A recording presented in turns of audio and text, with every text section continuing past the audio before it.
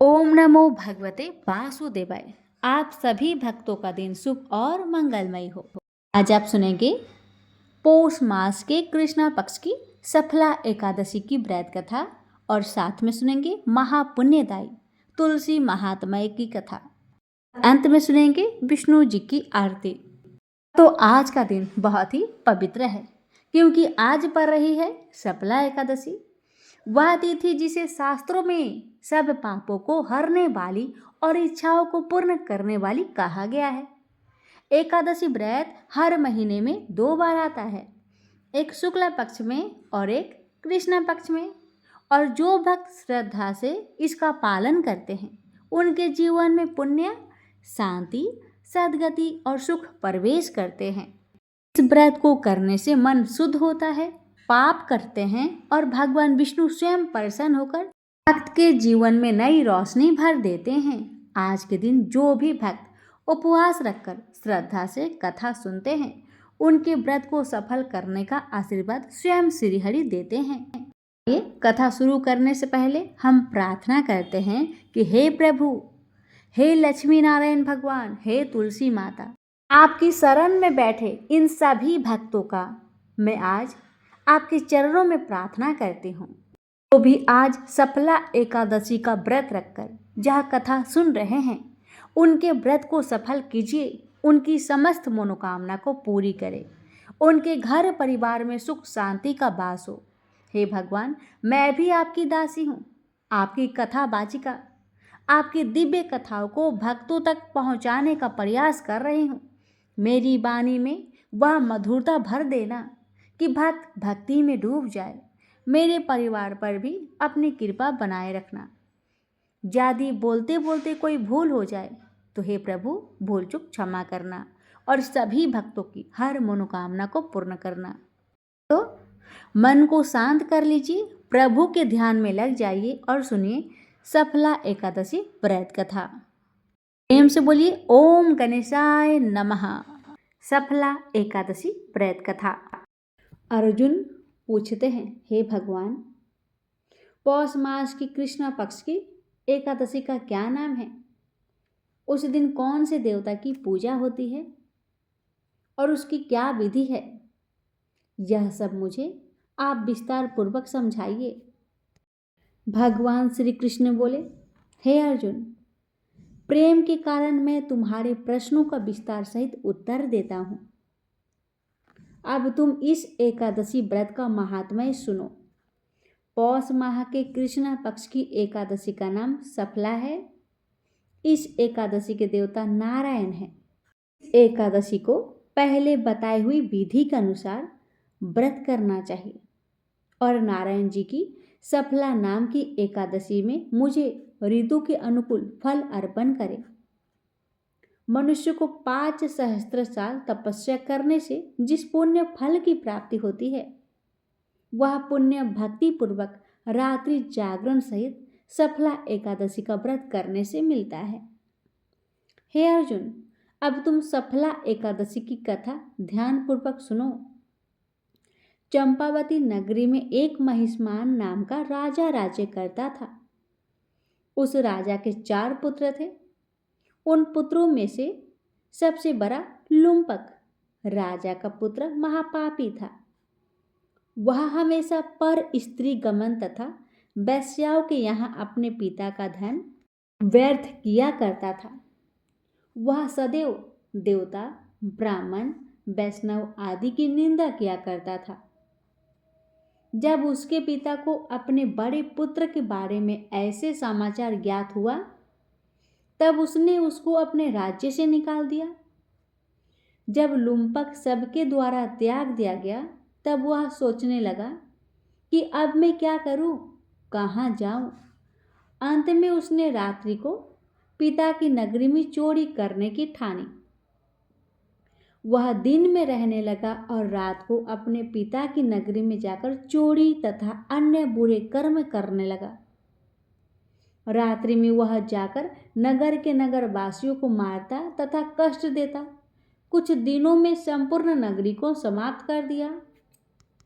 वह प्रताप से पहरेदार पकड़ने पर भी राजा के भय से छोड़ देते। जिस वन में वह रहता था वह भगवान को बहुत प्रिय था। उस वन में एक बहुत पुराना पीपल था तथा उस वन को सब लोग देवताओं का क्रीड़ा स्थल मानते थे। इस जंगल में पीपल के वृक्ष के नीचे महापापी लुम्पक रहता था। कुछ दिनों के बाद पौष माह के कृष्ण पक्ष की 10वीं के दिन वह वस्त्रहीन होने के कारण शीत के मारे मूर्छित हो गया। शीत के कारण वह रात्रि को न सो सका और उसके हाथ पैर जकड़ गया। उस दिन वह रात्रि बड़ी कठिनता से बीती, परंतु सूर्य नारायण के उदय होने पर भी उसकी मूर्छा न गई। सफला एकादशी के मध्य तक वह दुराचारी मूर्छित ही पड़ा रहा। सूर्य की गर्मी से उसे कुछ गर्मी मिली, तब उसे होश आया और अपने स्थान से उठकर गिरते पड़ते वन में भोजन की खोज में चल पड़ा। उस दिन वह जीवों को मारने में असमर्थ था, इसलिए जमीन पर गिरे हुए फलों को लेकर पीपल के वृक्ष के नीचे आया। तब तक सूर्य भगवान अस्ताचल को प्रस्थान कर गए। उसने उन फूलों को पीपल की जड़ के पास रख दिया और कहने लगा कि हे भगवान, इन फलों से आप ही तृप्त होइए।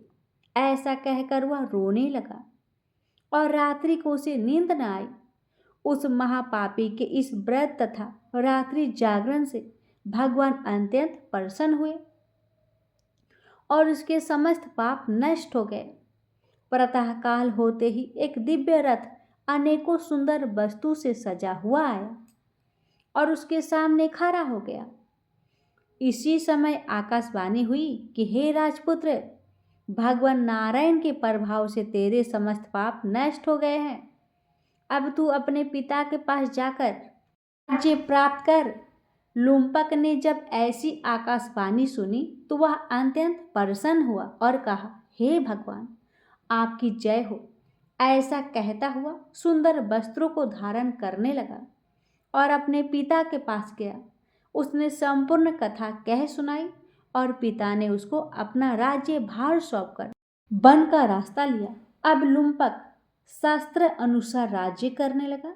उसकी स्त्री पुत्र आदि भी नारायण के परम भक्त बन गए। वृद्धावस्था आने पर वह अपने पुत्र को गद्दी देकर भगवान का भजन करने के लिए वन में चला गया और अंत में परम पद को प्राप्त हुआ। भक्तों, ये थी सफला एकादशी व्रत की महात्मय कथा।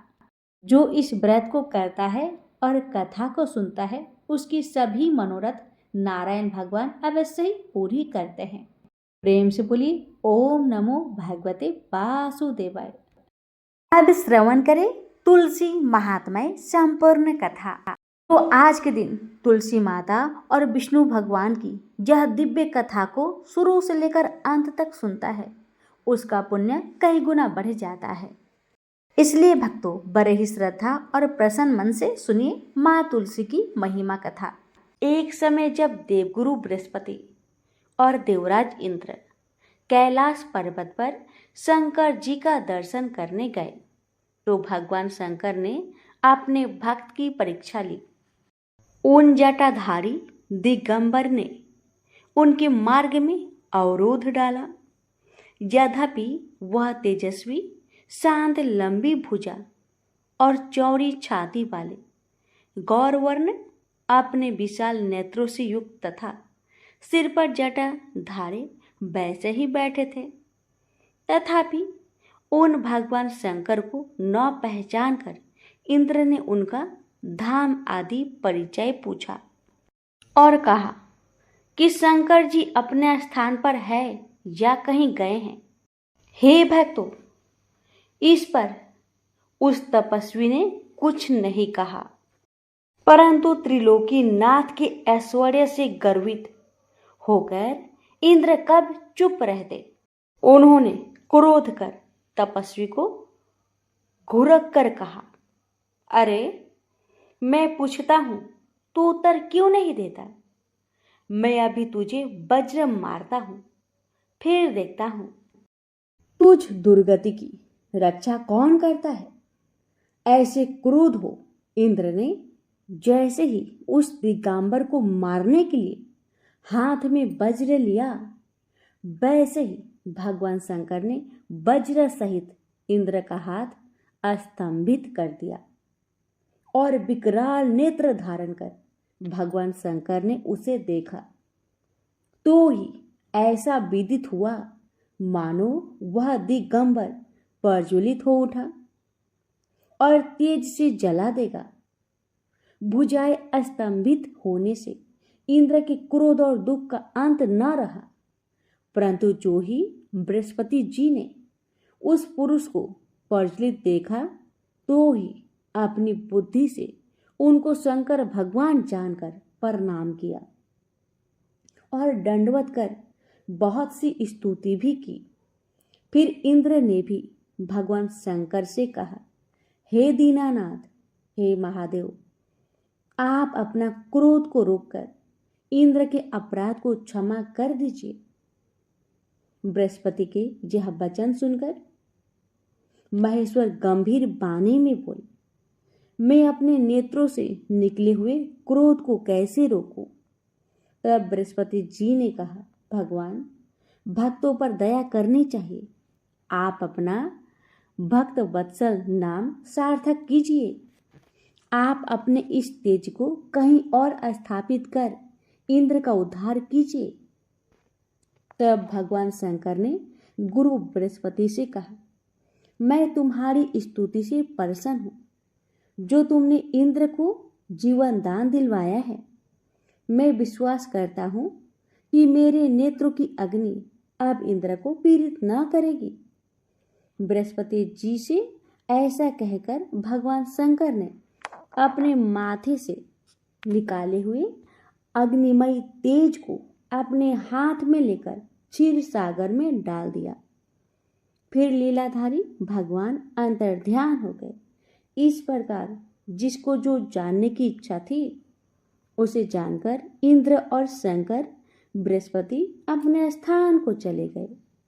जब भगवान शंकर ने अपना वह तेज क्षीर सागर में डाल दिया तो उस समय वह शीघ्र ही बालक होकर गंगा सागर के संगम पर बैठकर संसार को भय देने वाला रुदन करने लगा। उसके रुदन से समस्त संसार व्याकुल हो उठा। लोकपालों के मन में भी व्याकुलता हुई। चराचर चलायमान हो गया। शंकर सुवन के रुदन से ब्रह्मांड व्याकुल हो गया। समस्त देवता और ऋषि मुनि व्याकुल होकर लोक पितामह श्री ब्रह्मा जी के शरण में गए। सबने मिलकर श्री ब्रह्मा जी को प्रणाम किया और उनकी स्तुति की।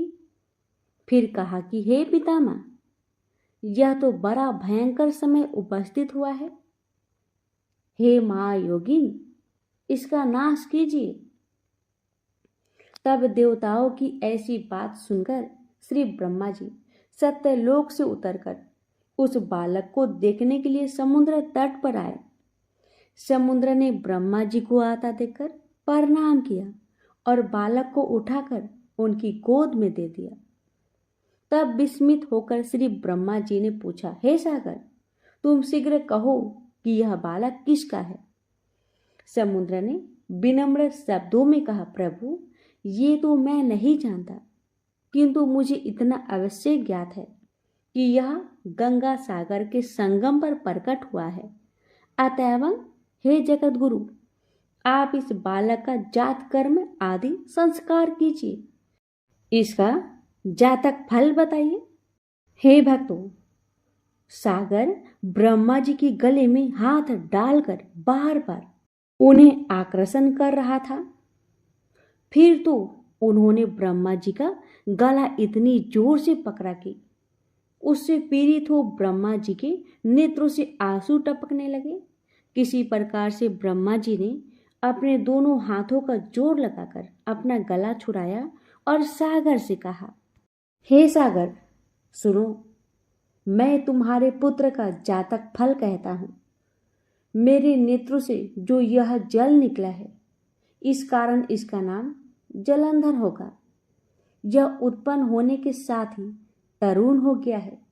इससे यह सब शास्त्रों का पारगामी, महापराक्रमी, महावीर, बलवान, महायोद्धा और रण दुर्मद होगा। यह बालक सब दैत्यों का अधिपति और भगवान विष्णु को जीतने वाला होगा तथा यह कहीं भी कभी नहीं हारेगा। एक भगवान शंकर को छोड़कर यह सबसे अवध्य होगा। जहां से उत्पन्न हुआ है फिर वहीं जाएगा। इसकी स्त्री बड़ी पतिव्रता, सौभाग्यशालिनी, सर्वांग सुंदर और परम मनोहर, भीष्ट भासिनी तथा सिलवान होगी। सागर से ऐसा कहकर ब्रह्मा जी ने शुक्राचार्य को बुलाकर उनके हाथों से बालक का राज्याभिषेक कराया और स्वयं अंतर्ध्यान हो गए। फिर तो बालक को देखकर सागर बड़ा ही प्रसन्न हुआ और घर आ गया। कितने ही उपाय से उसका पालन कर उसको पुष्ट किया। फिर कालनेमी नामक असुर को बुलाकर उसका वृंदा नाम की कन्या से सविधि विवाह करवा दिया। उस विवाह में बड़ा उत्सव हुआ। श्री शुक्राचार्य के प्रभाव से स्त्री सहित जलंधर दैत्यों पर राज्य करने लगा। एक समय जब समुद्र का पुत्र जलंधर अपनी स्त्री वृंदा सहित असुरों से सम्मानित हुआ सभा में बैठा था, तभी गुरु शुक्राचार्य वहां पहुंचे, जिनके तेज से सब दिशाएं प्रकाशित हो गई। तब गुरु जी को आता देखकर असुरों सहित सागर पुत्र ने उठकर बड़े आदर से उन्हें प्रणाम किया। तेजस्वी गुरु जी ने सबको आशीर्वाद दिया। फिर उनको एक दिव्य आसन पर बैठाकर सब दैत्य भी यथा स्थान पर बैठ गए और सागर पुत्र ने नम्रता से यह प्रश्न किया, हे गुरुजी, राहु का सिर किसने काटा था? आप हमें यह बतलाइए। इस पर श्री शुक्राचार्य जी ने विरोचन पुत्र हिरण्यकशिपु और उसके धर्मात्मा पौत्र का परिचय देकर देवताओं और असुरों द्वारा समुद्र मंथन की संक्षेप में सब कथा कहकर यह बतलाया कि जब समुद्र से अमृत निकला तो उस समय देवरूप बनकर राहु भी अमृत पीने बैठ गया। इस पर इंद्र के पक्षपाती भगवान विष्णु ने राहु का सिर काट डाला। यह सुनने के साथ ही जलंधर ने नेत्र लाल हो गए। उसने बड़ा क्रोध किया। फिर अपने स्मर नामक दूत को बुलाकर गुरु का कहा हुआ सब वृत्तांत सुनाया और आज्ञा दी कि तुम शीघ्र ही इंद्रपुरी में जाकर इंद्र को मेरी शरण में लाओ। धमासर जलंधर का बड़ा निपुण दूत था। वह शीघ्र ही इंद्र की सुधर्मा नामक सभा में जा पहुंचा और उसने जलंधर के शब्द में इंद्र से कहा, हे देवता धम, तुमने समुद्र को क्यों मथा और मेरे पिता के सब रत्नों को क्यों ले लिया? ऐसा करके तुमने अच्छा नहीं किया। यदि तू अपना भला चाहता है तो उन सब रत्नों सहित देवताओं के साथ मेरी शरण में आ जा, अन्यथा हे सुराधम, मैं सत्य कहता हूं कि तेरा राज्य ध्वंस कर दूंगा। इंद्र यह सुनकर बहुत विस्मित हुआ और कहने लगा, पहले सागर ने मेरे भय से सब पर्वतों को अपनी कुची में क्यों स्थान दिया और मेरे शत्रु दैत्य की क्यों रक्षा की? इसी कारण से मैंने उनके सब रत्न हरण किए हैं। मैं सत्य कहता हूं कि मेरा द्रोही सुखी नहीं रह सकता। इंद्र की बात सुनकर वह दूत शीघ्र ही जलंधर के पास आया और सब बातें उसे कह सुनाई, जिसे सुनते ही वह दैत्य क्रोध के मारे अपने होठों को काटने लगा और देवताओं को जीतने के लिए उसने उद्योग आरंभ किया। फिर तो सब दिशाओं तथा पाताल से करोड़ों दैत्य उसके पास पहुंच गए। शुंभ निशुंभ सेनापतियों को साथ लेकर जलंधर इंद्र से युद्ध करने लगा। शीघ्र ही उसने इंद्र के नंदवन में अपनी विशाल सेना उतार दी। वीरों की शंख ध्वनि और घोर गर्जन से इंद्रपुरी गूंज उठी। अमरावती छोड़ देवता उनसे युद्ध करने चले। भयानक मार काट हुई। दोनों पक्षों के आचार्य अपने अपने मृतकों को जीवित करने लगे। असुरों के आचार्य गुरु शुक्र अपनी मृत संजीवनी विद्या से और देवगुरु बृहस्पति द्रोणागिरी से औषधियां लाकर मृतकों को जिलाते रहे। इस पर जलंधर ने अपने गुरु शुक्राचार्य जी से क्रोध होकर कहा, मेरे हाथ से मरे हुए देवता कैसे जीवित हो रहे हैं? जिलाने वाली औषधियां तो सब आपके ही पास है ना, फिर यह कैसे संभव है? इस पर श्री शुक्राचार्य जी ने गुरुदेव श्री बृहस्पति जी द्वारा द्रोणागिरी से औषधि लाकर देवताओं को जिलाने की बात बताई। यह सुनकर जलंधर और भी क्रोधित हो गया। श्री शुक्राचार्य जी ने कहा, क्रोध क्यों होते हो? यदि शक्ति है तो द्रोणागिरी पर्वत को उखाड़कर समुद्र में फेंक दो, तब मेरे कथन की सत्यता प्रमाणित हो जाएगी। इस पर जलंधर क्रोधित होकर शीघ्र ही द्रोणागिरी पर्वत के पास जा पहुंचा और अपनी भुजाओं द्वारा उसे जड़ से ही उखाड़कर समुद्र में फेंक दिया। यह तो भगवान शंकर का तेज था, इसमें जलंधर की कोई विचित्रता नहीं थी। तत्पश्चात यह सागर पुत्र युद्ध भूमि में आकर बड़े वेग से देवताओं का संहार करने लगा।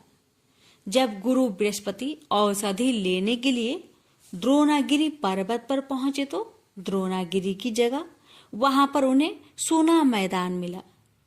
तब वह भयभीत होकर देवताओं के पास आए और कहा कि युद्ध बंद कर दो, तुम लोग अब जलंधर को नहीं जीत सकोगे। पहले इंद्र ने जो भगवान शंकर का अपमान किया था, यह उसी का फल है। यह सुनकर देवता युद्ध की आशा त्याग अत्यंत ही चले गए।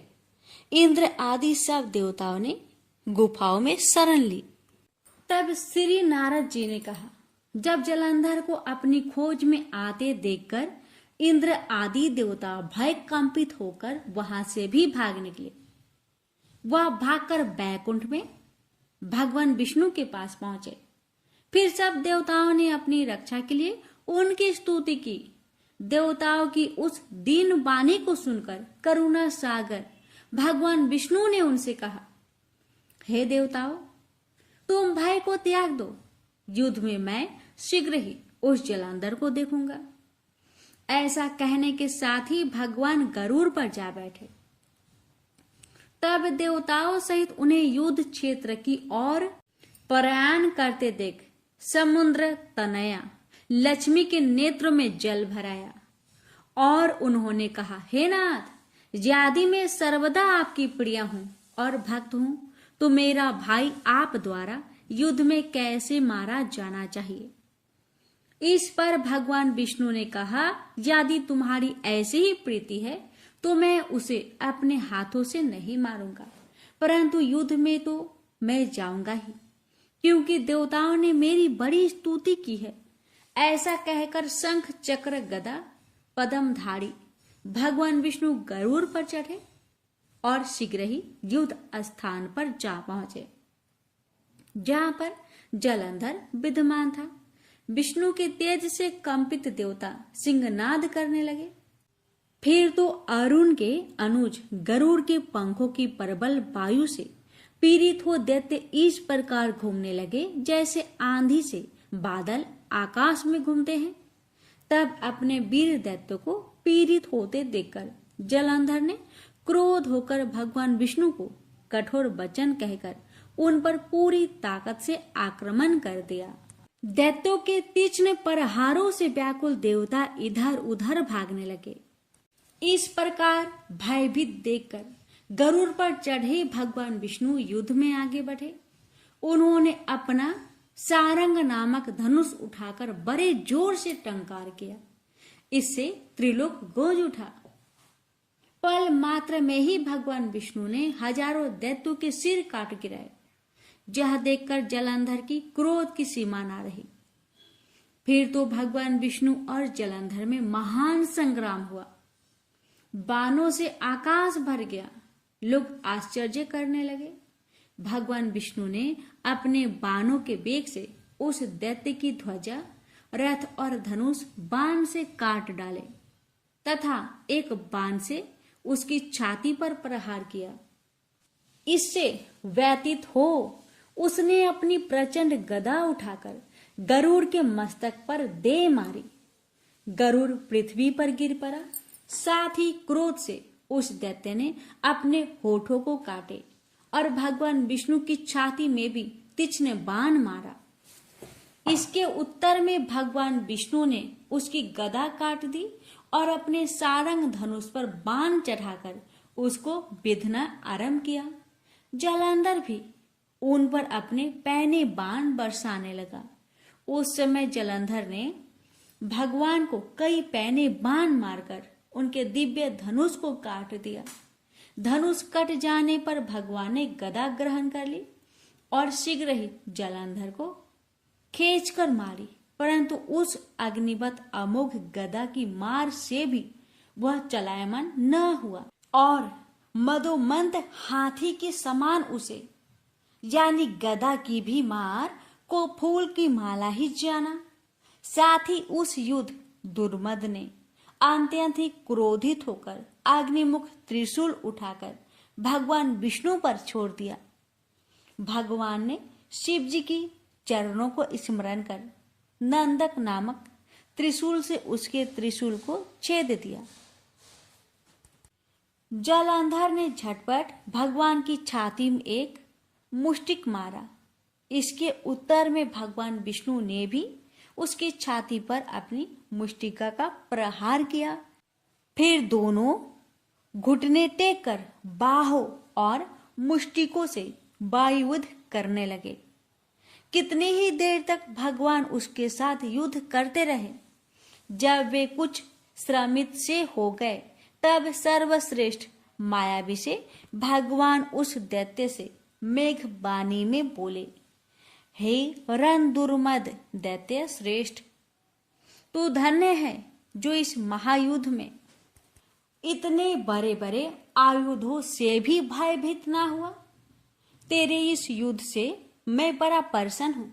तू जो चाहे वर मांग, मैं अदय वस्तु भी आज तुझे दे दूंगा। मायावी भगवान विष्णु की ऐसी वाणी सुनकर जलंधर ने कहा, हे भावुक, यदि आप मुझ पर खुश है तो यह वर दीजिए कि आप मेरी बहन के साथ तथा अपने सारे कुटुंबियों सहित मेरे घर पर निवास करें। नारद जी कहते हैं, उसके ऐसे वचन सुनकर भगवान को खेद तो हुआ, किंतु उसी क्षण उन देवेश ने तथास्तु कह दिया। अब भगवान विष्णु सब देवताओं के साथ जलंधरपुर में जाकर निवास करने लगे। जलंधर अपनी बहन लक्ष्मी और देवताओं सहित भगवान को वहां पाकर बड़ा प्रसन्न हुआ। फिर तो देवताओं के पास तो रत्न आदि थे। उनके स्थान पर दैत्य को स्थापित करके जलंधर पृथ्वी पर आ गया। निशुंभ को पाताल में स्थापित कर दिया और देव, दानव, यक्ष, गंधर्व, सर्प, राक्षस, मनुष्य आदि सबको अपना वशवर्ती बनाकर त्रिभुवन पर शासन करने लगा।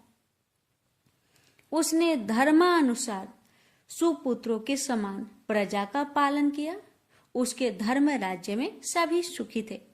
हे राजन, इस प्रकार उनको धर्म पूर्वक राज्य करते देखकर देवता क्षुब्ध हो गए। उन्होंने देवाधिदेव भगवान शंकर का मन में स्मरण करना प्रारंभ कर दिया और कितने ही प्रकार से उनकी स्तुति की। तब भक्तों की कामना पूरी करने वाले शंकर जी ने नारद जी को बुलाकर देव कार्य करने की इच्छा से उनको देवपुरी भेजा। शंकर भक्त नारद भगवान शंकर की आज्ञा से देवपुरी में गए। इंद्र आदि सभी देवता व्याकुल हो शीघ्रता से उठकर श्री नारद जी की स्तुति करने लगे। उत्कंठा भरी दृष्टि से सबने नारद जी की ओर देखा। अपने सब दुखों को कहकर उन्हें नाश करने की प्रार्थना की। तब नारद जी ने कहा, मैं सब कुछ जानता हूं, इसलिए अब मैं दैत्यराज जलंधर के पास जा रहा हूं। ऐसा कहा देवताओं को अवशासन देकर श्री नारद जी जलंधर की सभा में आए। जलंधर ने नारद जी के चरणों की पूजा कर हंसते हुए कहा, हे ब्राह्मण, कहिए आप कहाँ से आ रहे हैं और कहाँ कहाँ पर आपने क्या क्या देखा, जहाँ कैसे आए हैं। मेरे युग जो सेवा हो उसके लिए मुझे आज्ञा दीजिए। जलंधर के इस प्रकार के वचन सुनकर नारद जी प्रसन्न होकर बोले, हे दानवराज महाबुद्धिमान जलंधर, तुम धन्य हो, क्योंकि इस समय सब रत्नों के भोक्ता एक तुम ही हो। हे दैत्य श्रेष्ठ, अब आप मेरे आगमन का कारण सुनिए, जिसके लिए मैं आज यहां आया हूं। हे दैत्यराज, मैं स्वेच्छा से कैलाश पर्वत पर गया था, जहां 10,000 योजनों में फैला कल्प वृक्ष का वन है। वहां मैंने सैकड़ों कामधेनुओं को घूमते हुए देखा तथा ये भी देखा कि वह वन चिंतामणि से प्रकाशित परम दिव्य, अद्भुत और सब स्वर्णमय है। मैंने वहां पार्वती के साथ स्थिर शंकर जी को भी देखा, जो सर्वांग सुंदर, गौर्ण वर्ण, त्रिनेत्र और मस्तक पर चंद्रमा धारण किए हुए हैं। यह देखकर मुझे बड़ा आश्चर्य हुआ कि इनके समान समृद्धिशाली त्रिलोक में कोई है या नहीं। हे दैत्येंद्र, उसी समय मुझे तुम्हारी भी समृद्धि का स्मरण हो आया और उसे देखने की इच्छा से तुम्हारे पास आया हूं। यह सुन जलंधर को बड़ा हर्ष हुआ। उसने नारद जी को अपनी सब समृद्धि दिखला दी। उसे देखकर देवताओं का कार्य करने के इच्छुक शिव प्रेरित नारद ने जलंधर की बड़ी प्रशंसा की और कहा, निश्चय ही तुम त्रिलोकपति होने के योग्य थे। तुम्हारे लिए ऐसा होना कोई विचित्र बात नहीं। मैं देखता हूं कि तुम्हारे पास सब कुछ है, किसी बात की कमी नहीं है। एरावत, उच्च सर्वा घोरा, कल्प वृक्ष और कुबेर की निधि तुम्हारे पास है। मणियों और रत्नों का ढेर भी तुम्हारे पास लगे हुए हैं। ब्रह्मा जी का हंसयुक्त विमान भी तुम्हारे पास है और धूलोक, पाताल और पृथ्वी पर जितने भी रत्न आदि है, वह सब तुम्हारे ही तो है। मैं तुम्हारे इस प्रकार के रत्न ऐश्वर्य को देखकर बड़ा प्रसन्न हूं, परंतु तुम्हारे पास कोई स्त्री रत्न नहीं है, इसलिए तुम्हारा यह सब कुछ फीका है। तुम कोई स्त्री रत्न ग्रहण करो। नारद जी के इस प्रकार के वचन सुनकर दैत्य काम से व्याकुल हो गया। उसने नारद जी को प्रणाम करके पूछा कि ऐसी स्त्री कहाँ मिलेगी जो सब रत्नों में श्रेष्ठ हो। यदि ऐसा रत्न कहीं मिले तो मैं उसे अवश्य लाऊंगा। देव ऋषि नारद बोले, ऐसा रत्न तो कैलाश पर्वत पर योगी पुरुष शंकर के पास ही है। उसकी सर्वांग सुंदरी पत्नी देवी पार्वती बहुत ही मनोहर है। उसके समान सुंदरी मैंने आज तक नहीं देखी। शंकर से बढ़कर समृद्धिवान दूसरा कोई नहीं है। उनके इस रत्न की सी महिमा तीनों लोक में कहीं पर भी नहीं है। तभी तो परम विरक्त आत्मराम शंकर भी उसके बस में हो गए हैं। देवऋषि नारद उस दैत्य से ऐसा कहकर अन्य कार्य करने की इच्छा से आकाश मार्ग से चले गए। राजा पृथु ने नारद जी से पूछा, हे नारद जी, तब दैत्य राज ने क्या किया? वह सब मुझे विस्तार से बतलाइए। नारद जी ने बताया कि उनके चले जाने पर जलंधर ने अपने राहु नामक दूत को बुलाकर कैलाश पर जाने की आज्ञा दी और कहा कि वहां पर एक जटाधारी शंभु नामक योगी रहता है। उससे मेरा ऐश्वर्य कहकर उसकी सर्वांग सुंदरी भामिनी को मेरे लिए मांग लाओ। यह सुनकर वह दूत शिव जी के स्थान पर पहुंचा, परंतु नंदी ने उसे सभा के भीतर नहीं जाने दिया, किंतु वह अपनी उग्रता से शिव की सभा में चला गया और शंकर के आगे बैठकर उनकी आज्ञा ले सब संदेश कह सुनाया।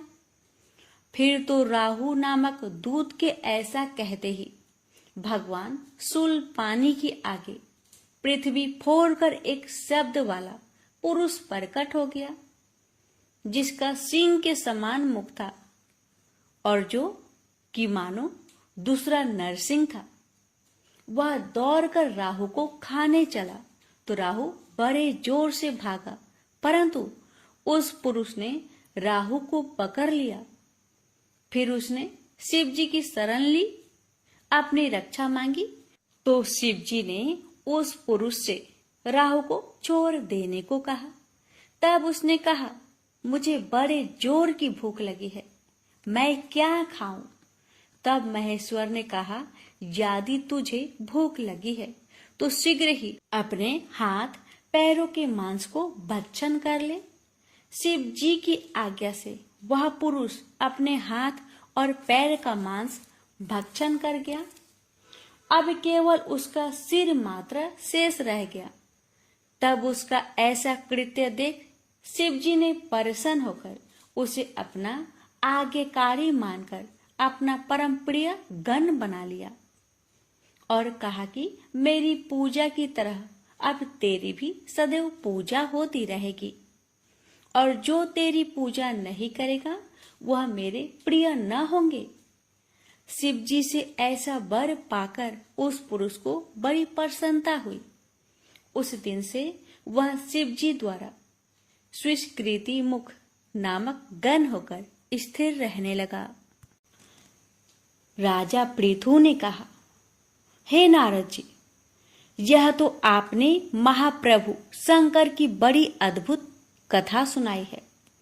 अतः आप कृपा करके अब यह बतलाइए कि उस समय राहु उस पुरुष से छूटकर कहाँ गया? नारद जी ने कहा, उससे छूटने पर वह बर्बर नाम से विख्यात हो गया और मानो नया जन्म पाकर उसने अपने आप को धन्य माना तथा वह धीरे धीरे जलंधर के पास गया। वहां उसने शंकर जी की चेष्टा कही। उसे सुनकर दैत्यराज को बड़ा क्रोध आया और उसने सब दैत्यों को सेना सजाने की आज्ञा दी। कालनेमी और शुंभ निशुंभ आदि सभी महाबली दैत्य तैयार होने लगे। एक से एक महाबली दैत्य करोड़ों की संख्या में निकलकर युद्ध के लिए तैयार हो गए। महाप्रतापी सिंधु पुत्र शिव जी से युद्ध करने के लिए निकल पड़ा।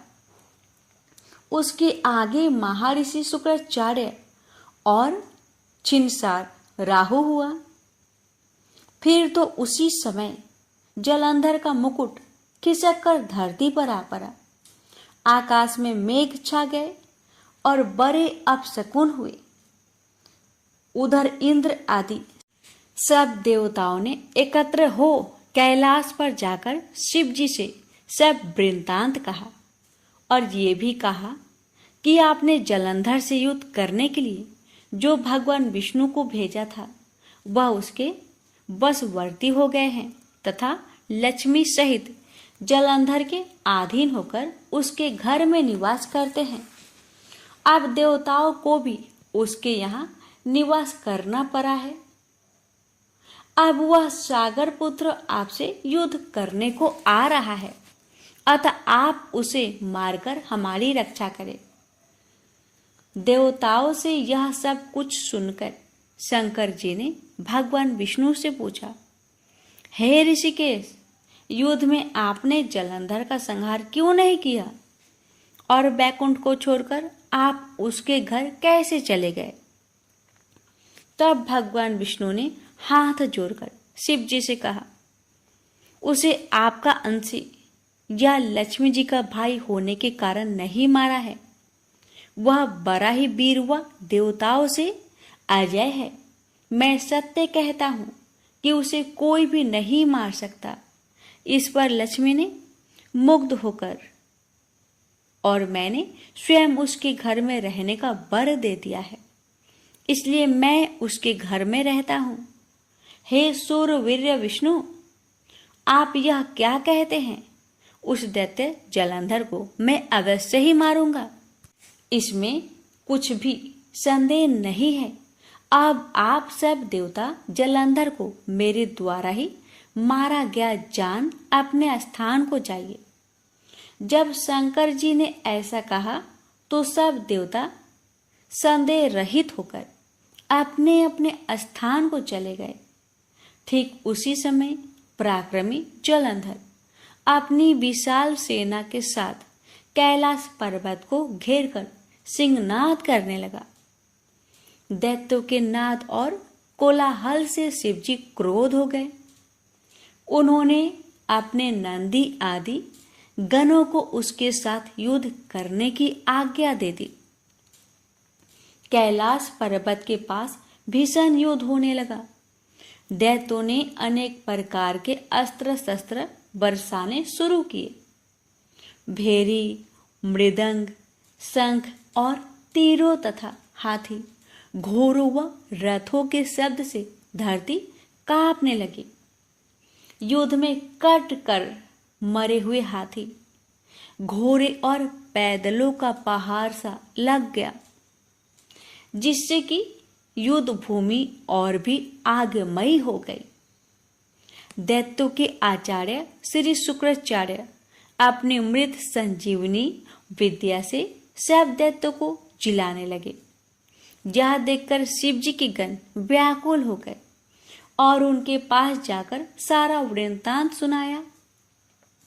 यह सुनकर भगवान रुद्र के क्रोध की सीमा ना रही। वह अपने भयंकर रूप से दिशाओं को प्रज्वलित करने लगे। फिर तो उस समय उनके मुख से एक बड़ी भयंकर कन्या उत्पन्न हुई, जिसकी की दोनों जंघाएं ताल वृक्ष के समान थी। वह युद्ध भूमि में जाकर सब असुरों का चरवन करने लगी। युद्ध भूमि में इस तरह विचरते हुए वह शुक्राचार्य जी के पास पहुंची और शीघ्र ही उन्हें अपने अंदर में गुप्त कर लिया और फिर स्वयं भी अंतर्ध्यान हो गई। शुक्र के गुप्त हो जाने से दैत्यों का मुख मलिन पड़ गया और वह युद्ध छोड़कर भागने लगे। इस पर शुभ, निशुंभ और काल नेमी आदि सेनापतियों ने अपने भागते हुए वीरों को रोककर शिव गणों पर बड़ा कठिन प्रहार किया और ऐसा ही शिव जी के नंदी आदि वीर गणों ने, जिनमें गणेश और स्वामी कार्तिकेय भी थे, उन्होंने अपने गणों को रोककर दैत्यों से भीषण युद्ध किया। उस समय शिव जी के गण प्रबल थे।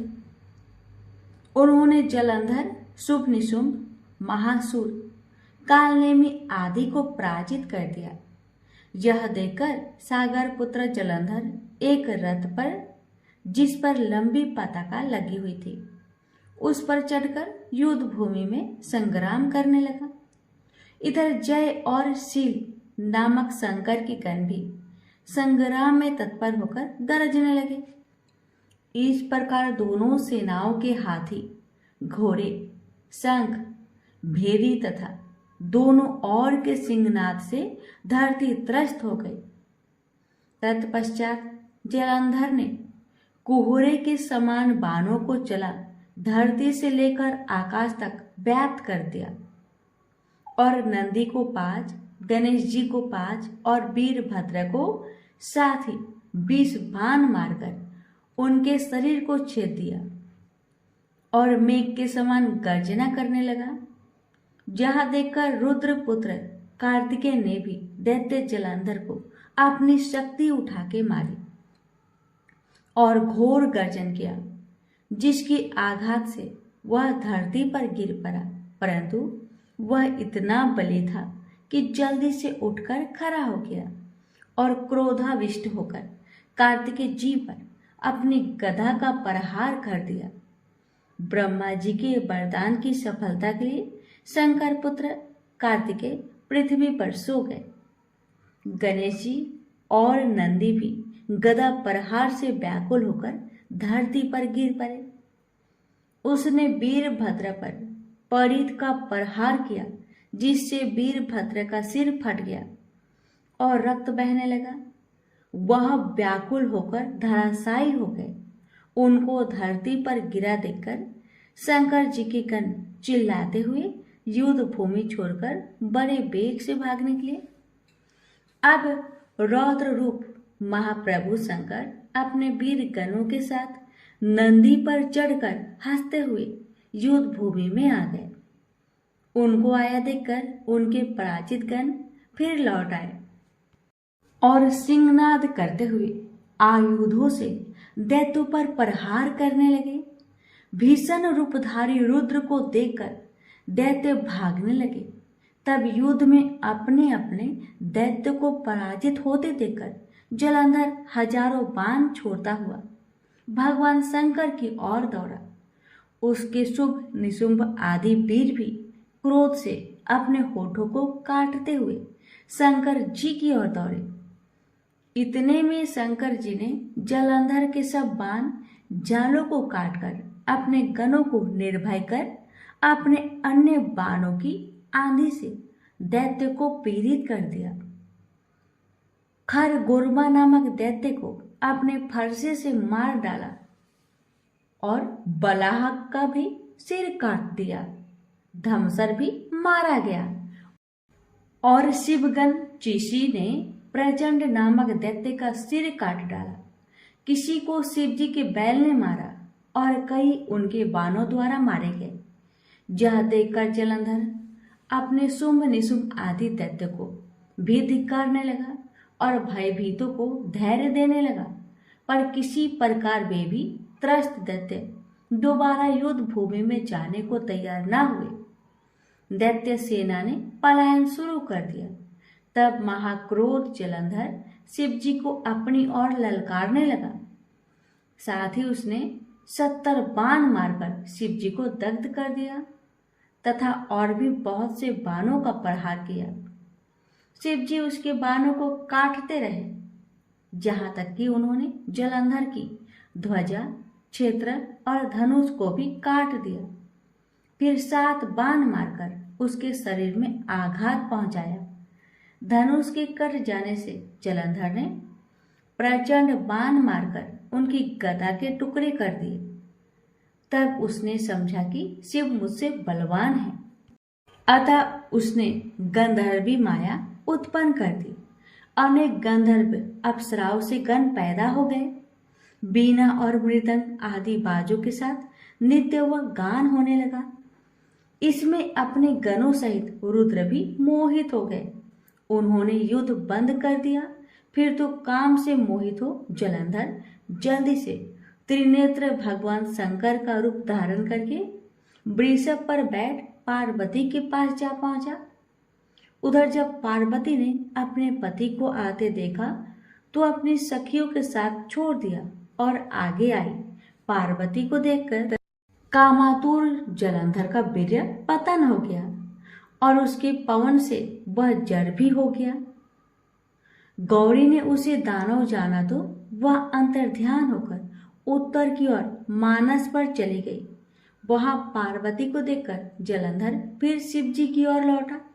उधर पार्वती जी ने भगवान विष्णु को बुलाकर दैत्य का वह कृत्य कहा और यह प्रश्न किया कि क्या आप इससे अवगत हैं? भगवान विष्णु ने हाथ जोड़कर उत्तर दिया, आपकी कृपा से मुझे सब कुछ ज्ञात है। हे माँ, जो आज्ञा हो पालन करूं। जगत माता ने विष्णु जी से कहा, उस दैत्य ने जो मार्ग को खोला है उसका अनुसरण उचित है। मैं आपको आज्ञा देती हूँ कि आप जाकर उसकी स्त्री का पतिव्रत धर्म को नष्ट कीजिए। वह दैत्य तभी मारा जाएगा। पार्वती जी की आज्ञा पाते ही भगवान विष्णु माँ की आज्ञा सिरोधार्य कर छल करने के लिए जलंधर के नगर की ओर चल दिए। आगे राजा पृथु ने पूछा, हे देवऋषि, अब आप यह कहिए कि भगवान विष्णु ने वहां जाकर क्या किया तथा जलंधर की स्त्री का पतिव्रत कैसे भ्रष्ट हुआ। श्री नारद जी ने कहा, जलंधर के नगर में जाकर भगवान विष्णु ने उसकी पतिव्रता स्त्री वृंदा का पतिव्रत भंग करने का विचार किया। वह उसके नगर में एक उद्यान में जाकर ठहर गए और रात में उसे स्वप्न दिया। वह उनकी माया और अद्भुत कार्य पद्धति थी और उनकी माया द्वारा जलंधर की स्त्री पतिव्रता वृंदा ने रात में यह सपना देखा कि उसका पति नग्न होकर सिर पर तेल लगाए महिष पर चढ़ा है। वह काले रंग के फूलों की माला पहने हुए है तथा उसके चारों ओर हिंसक जीव है। वह सिर मुंडाए हुए अंधकार में दक्षिण दिशा की ओर जा रहा है। उसने अपने नगर को समुद्र में डूबा हुआ देखा और इस प्रकार के बहुत से भयानक सपने देखे। फिर तुरंत ही वह जाग पड़ी और सपने के संबंध में विचार करने लगी।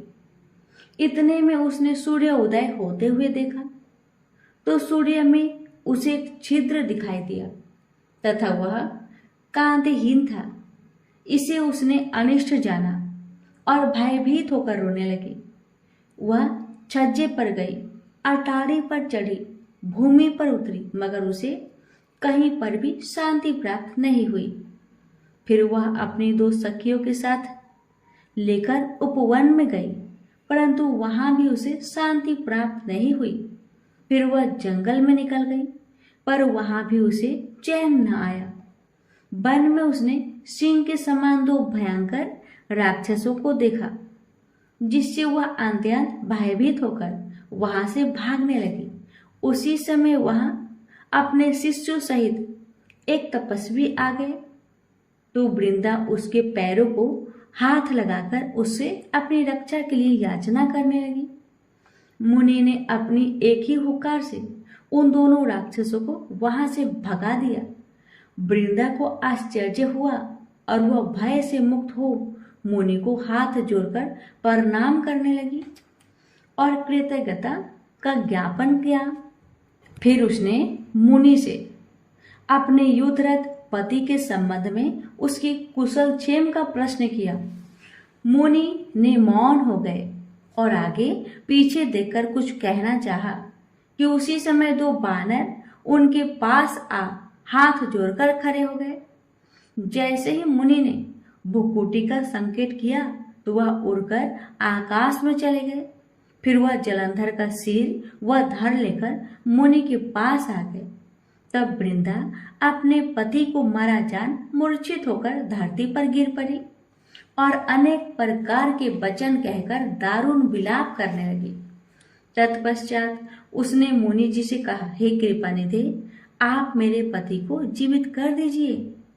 पतिव्रता परायण दैत्य पत्नी ऐसा कहकर दुखी श्वासों को छोड़ते हुए मुनि के चरणों में गिर पड़ी। तब मुनीश्वर ने कहा, यह शिवजी द्वारा युद्ध में मारा गया है, अतः यह जीवित नहीं हो सकता, क्योंकि जिसे भगवान शंकर मार देते हैं वह कभी जीवित नहीं हो सकता। परंतु शरणागत की रक्षा सनातन धर्म है, अतः कृपा करके मैं इसे जिला देता हूँ। श्री नारद जी कहते हैं कि वह मुनि साक्षात विष्णु भगवान थे, जिन्होंने यह सब माया फैलाई थी। वह वृंदा के पति को जीवित करके अंतर्ध्यान हो गए। जलंधर ने उठकर वृंदा का आलिंगन किया और उसका मुंह चूमा। वृंदा भी पति को जीवित देखकर बहुत खुश हुई और अब तक हुई सब बातों को सपना समझा। इसके पश्चात वृंदा सकाम हो बहुत दिन तक अपने पति के साथ विहार करती रही। एक दिन उसने संभोग काल के अंत में भगवान विष्णु को पहचान लिया। तब वह उन्हें प्रताड़ित करती हुई बोली, हे पर स्त्री से गमन करने वाले विष्णु, तुम्हारे शील को धिक्कार है।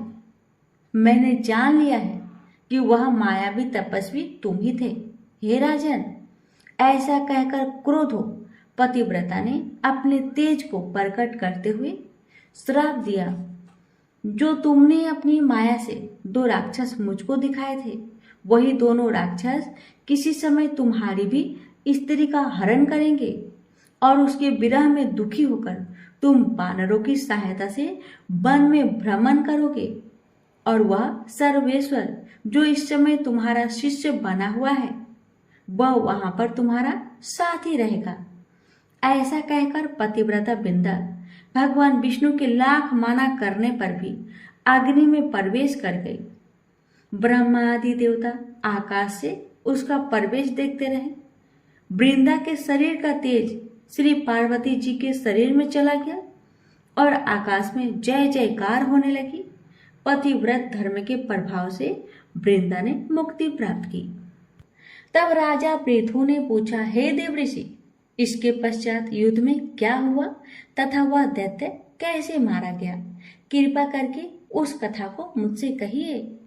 नारद जी ने कहा कि जब गिरिजा वहां से अदृश्य हो गई और गंधर्वी माया भी विलीन हो गई, तब भगवान वृषभ ध्वज चैतन्य हो गए। उन्होंने लौकिकता व्यक्त करते हुए बड़ा क्रोध किया। फिर भगवान शंकर जलंधर से युद्ध करने लगे। जलंधर शंकर के बाणों को काटने लगा, परंतु जब काट ना सका तो उसने माया की पार्वती बनाकर अपने रथ से बांध ली, जो विलाप कर रही थी। तब अपनी प्रिया पार्वती को इस तरह कष्ट में पड़ा देखकर शंकर जी लौकिक लीला दिखाते हुए संसारिक जनों की तरह व्याकुल हो गए और उन्होंने अग्निपुंज की तरह भयंकर रौद्र रूप धारण किया। उनके रौद्र रूप को देखकर कोई भी दैत्य उनके सामने खड़ा होने में समर्थ ना हो सका। यहाँ तक कि शुंभ निशुंभ भी युद्ध में स्थित होने को समर्थ ना हो सके। जलंधर की सारी माया क्षण भर में नष्ट हो गई। युद्ध में चारों ओर हाहाकार होने लगा। शिव जी ने उन भागते शुंभ निशुंभ को शाप देकर बड़ा धिक्कारा और कहा, तुम दोनों बड़े दुष्ट हो। तुमने मेरा बड़ा अपराध किया है। तुम पार्वती को मारते थे और अब युद्ध से भागते हो। भागते को मारना पाप है, इसलिए अब मैं तुम्हें नहीं मारूंगा, परंतु गौरी तुम्हें अवश्य मारेगी। शिव जी के ऐसा कहने पर समुद्रपुत्र जलंधर क्रोध में अग्नि के समान प्रज्वलित हो गया और उसने शिव जी पर घोर बाणों की वर्षा करके धरती पर अंधकार फैला दिया। तब उस दैत्य की ऐसी चेष्टा देखकर शंकर जी बड़े ही क्रोधित हुए तथा उन्होंने अपने बनाए हुए सुदर्शन चक्र को चलाकर उसका सिर काट लिया। एक प्रचंड शब्द के साथ उसका सिर धरती पर गिर पड़ा और भयंकर हाहाकार होने लगा। अंजल पर्वत के समान उसके शरीर के 2 खंड हो गए। उसके रुधिर से संग्राम भूमि व्याप्त हो गई। सारी धरती बेहल हो गई। शिव जी की आज्ञा से उसका रक्त और मांस महासौरव में जाकर रक्त का कुंड हो गया तथा उसके शरीर का तेज निकलकर शंकर जी के शरीर में वैसे ही प्रवेश कर गया जैसे कि वृंदा का तेज गौरी जी के शरीर में प्रवेश हुआ था। जलंधर को मरा हुआ देखकर देवता और गंधर्व सब प्रसन्न हो गए। अब ब्रह्मा आदि देवताओं ने नतमस्तक होकर शंकर जी की बड़ी स्तुति की और बोले, हे प्रभु, आप प्रकृति से परे पर ब्रह्मा और परमेश्वर है। आप निर्गुण निर्विकार व सबके ईश्वर होकर भी नित्य अनेक प्रकार के कर्मों को करते हैं। हे शंकर जी, हम ब्रह्मा आदि सब देवता आपके दास हैं। हे देवेश, हे शिव जी, आप प्रसन्न होकर हमारी रक्षा कीजिए। हे नाथ, हम आपकी प्रजा हैं तथा हम सदा आपकी शरण में रहते हैं। राजा पृथु से नारद जी ने कहा, जब इस प्रकार ब्रह्मा आदि सब देवताओं और मुनियों ने शिव जी की अनेक प्रकार से स्तुति करके उनके चरण कमलों का ध्यान किया, तब उसे सुन देवताओं को वर देकर शिव जी वहीं पर अंतर्ध्यान हो गए। तत्पश्चात शिव जी का यश गाते हुए सब देवता प्रसन्न होकर अपने अपने स्थान को चले गए। महेशाख्यान से जलंधर का यह युद्ध चरित्र बड़ा पुण्यप्रद और सब पापों का नाश करने वाला है। यह सब सुखदायक और महेश को भी आनंददायक है। जो इन दोनों आख्यानों को पढ़ेगा और सुनेगा वह सुखों को भोगकर अंत में अमर पद को पाएगा। तो भक्तों, ये थी तुलसी महात्म्य संपूर्ण कथा। जो श्रद्धा से सुनता है या सुनाता है उसकी सभी मनोकामना अवश्य पूरी होती है। ओम नमो भगवते वासुदेवाय। अब सुनेंगे जगदीश्वर जी की आरती। ओम जय जगदीश हरे, स्वामी जय जगदीश हरे। भक्ति जनों के संकट, दास जनों के संकट क्षण में दूर करे। ओम जय जगदीश हरे, ओम जय जगदीश हरे, स्वामी जय जगदीश हरे। भक्त जनों के संकट, दास जनों के संकट क्षण में दूर करे। ओम जय जगदीश हरे। जो ध्यावे फल पावे, दुख बिन से मन का। सुख संपत्ति घर आवे, कष्ट मिटे तन का। ओम जय जगदीश हरे, ओम जय जगदीश हरे, स्वामी जय जगदीश हरे। भक्त जनों के संकट, दास जनों के संकट क्षण में दूर करे। ओम जय जगदीश हरे। मात पिता तुम मेरे, शरण कहूँ मैं किसकी। तुम्हें बिन और न दूजा, आस करूँ मैं जिसकी। ओम जय जगदीश हरे, ओम जय जगदीश हरे, स्वामी जय जगदीश हरे। भक्त जनों के संकट, दास जनों के संकट क्षण में दूर करे। ओम जय जगदीश हरे।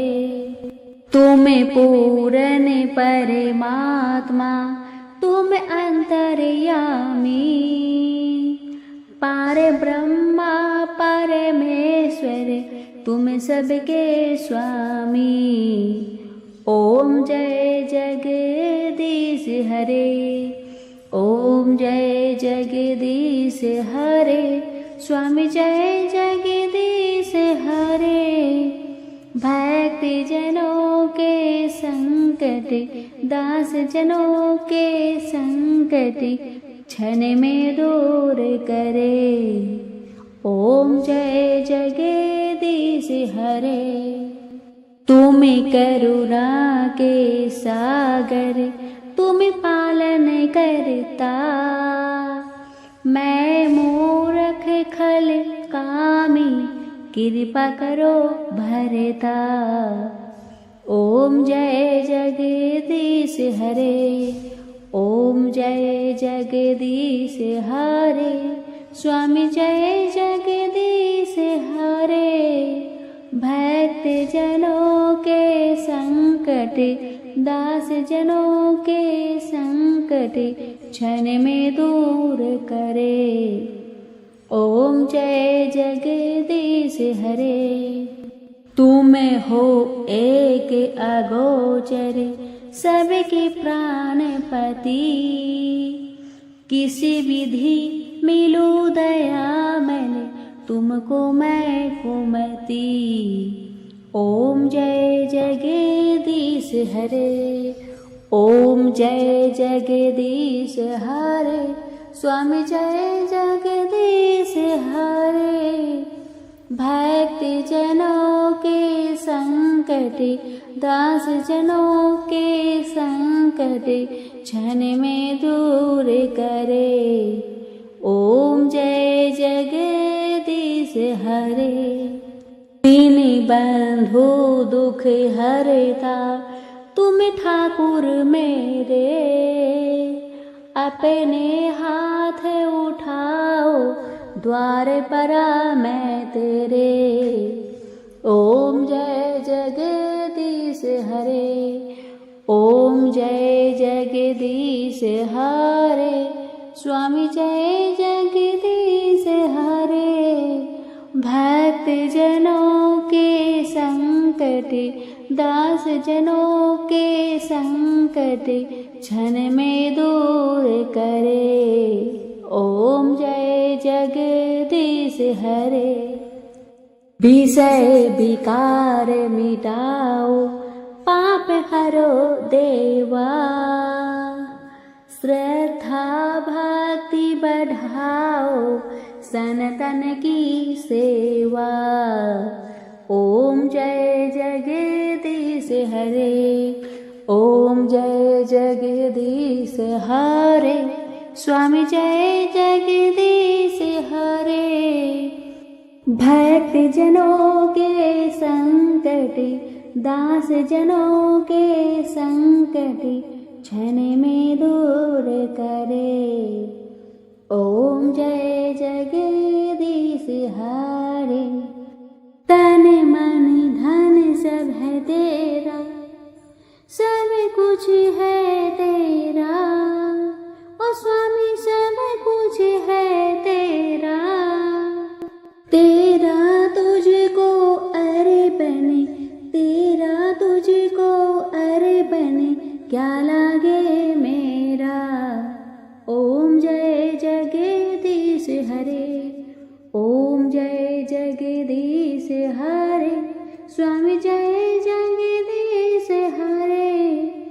भक्त जनों के संकट, दास जनों के संकट क्षण में दूर करे। ओम जय जगदीश हरे। प्रेम से बोलिए विष्णु भगवान की जय।